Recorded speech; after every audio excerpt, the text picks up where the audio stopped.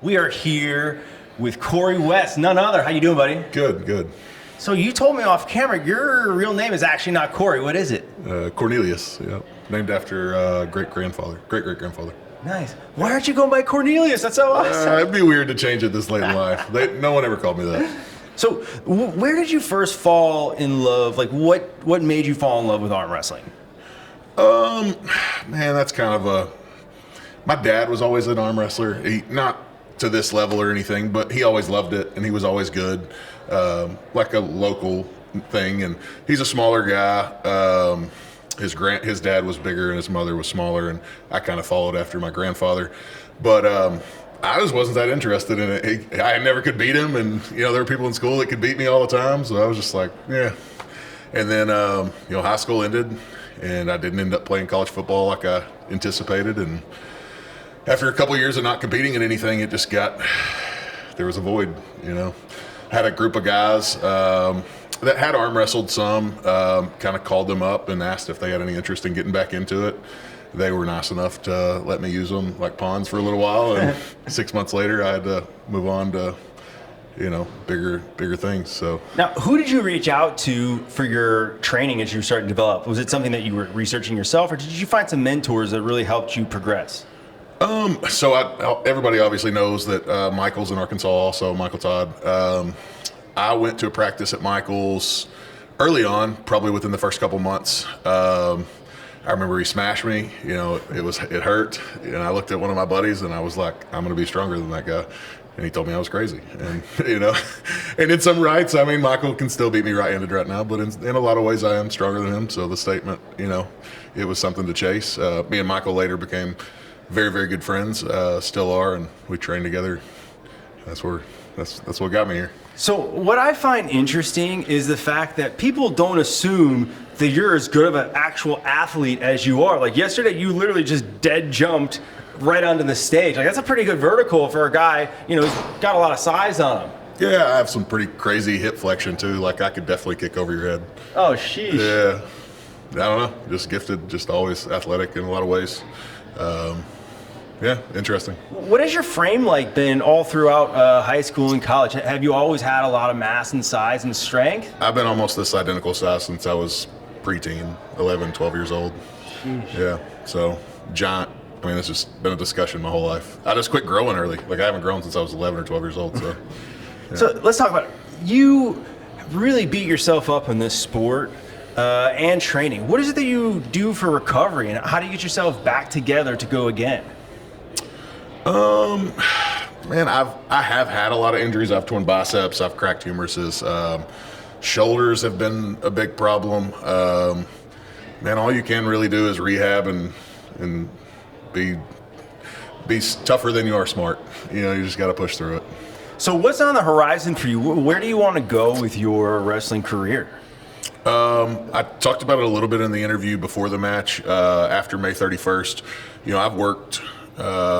I've never not worked a lot. I worked in a factory. I worked in a paper mill for 11 years. That was a lot of hours, a lot of nights and weekends.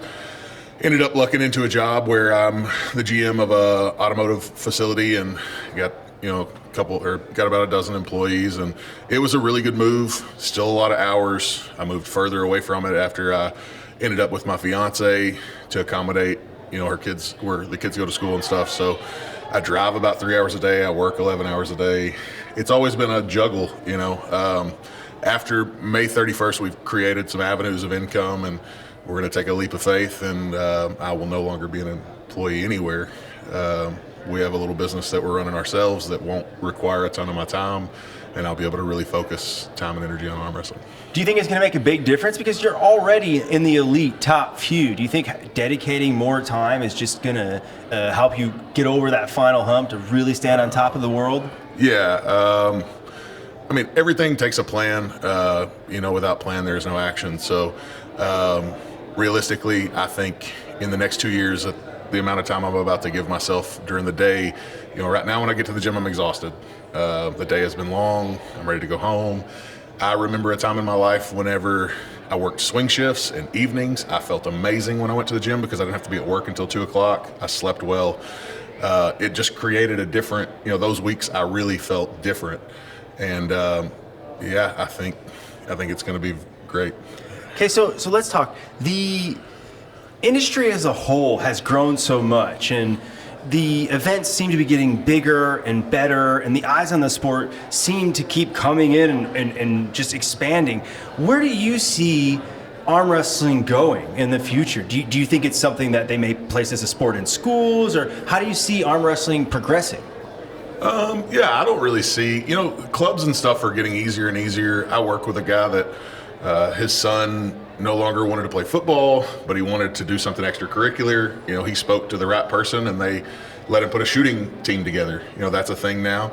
I think arm wrestling's not far off of being able to do things like that. Wrestling, the small school I went to didn't have wrestling, skeet shooting. I mean, they've got so many things now. I can't imagine that arm wrestling is not one of those things that's coming.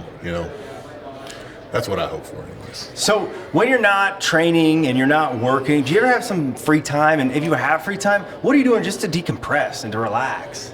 It has been several years since I've had free time. So I will let you know when I find out. Are you into video games or anything? I do not play video games. I like to keep a pretty nice yard. I don't necessarily maybe love to mow, but I like for things to look nice and have their. But no, I just I got plenty to take care of. I'm not a fan of video games. So your free time and your decompression is out there, cutting the grass and keeping things tidy. I always have plenty of things to do. But I do plan on, with this different life, I know I plan on pursuing the social media stuff some. Arm wrestling is an amazing, it's an amazing group of people.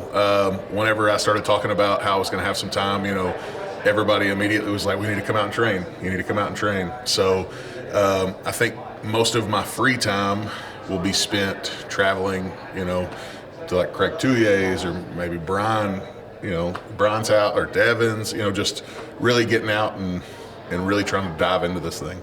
So lastly, what's it like facing someone like Devin? He's always trying to play mind games. You guys are having a lot of back and forth. Now that you've been through the experience enough to really know, does that stuff rattle you, or do you really just keep your mind focused and kind of laugh that stuff off?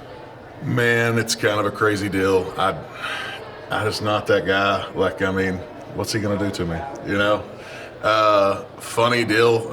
Back again to father in a young age and stuff. I remember being scared of things growing up, and he was quick to tell me that the only thing I should fear in my life was him. So that's where we're at.